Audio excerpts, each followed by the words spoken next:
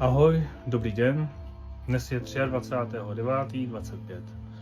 Dnes jsem měl 5. asistovaný kontakt se svou dcerou v Ústí nad Labem.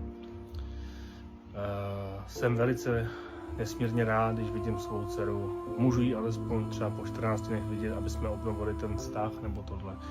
Na každou schůzku jí beru, kupuju oblečení, hračky, nějaký dárek.